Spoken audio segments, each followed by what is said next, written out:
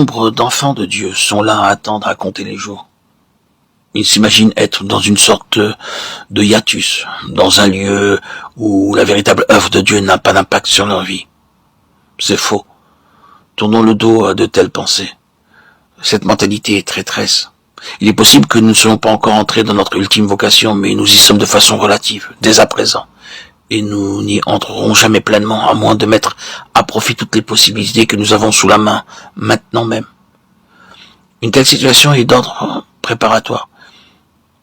Si le Seigneur venait à nous disant, vois-tu, le temps actuel apparemment sans relief dans le caractère de l'œuvre est néanmoins prévu par moi pour te qualifier en vue d'une grande œuvre que j'en réserve, qui se déploiera au cours d'une année fixée d'avance, et au premier jour de cette année précise, tu t'engageras dans un vaste champ d'action.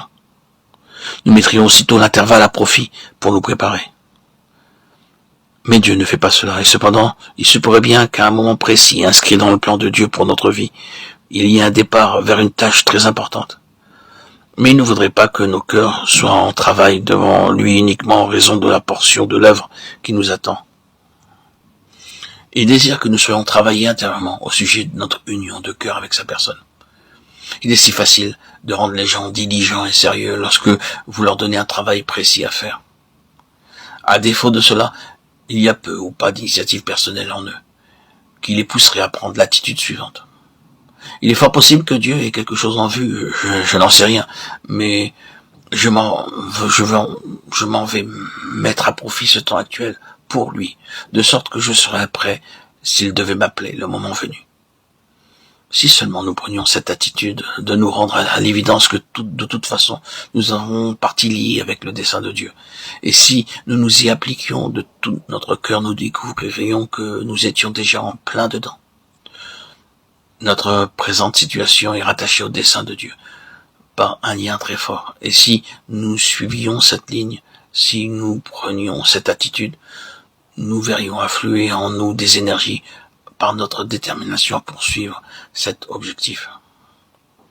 Par manque de vision, le peuple s'en va en morceaux. Ce n'est qu'une autre expression pour dire que la perte ou l'absence de la conscience d'un dessein signifie une perte de puissance.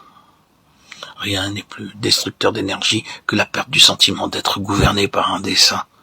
Rien n'est plus démoralisant que de perdre le sens d'un dessein bien défini. Si l'ennemi peut trouver accès en nous pour nous donner le sentiment qu'après tout, nous sommes mépris sur notre vocation, notre vie, notre œuvre, et qu'en pensant que Dieu nous confiait une tâche, bien que ce n'était pas vraiment le cas, que tout cela est faux et qu'il n'a jamais eu cette pensée, alors l'ennemi nous a démonis. Nous voilà, faibles, impotents, démoralisés, incapables de faire face à quoi que ce soit.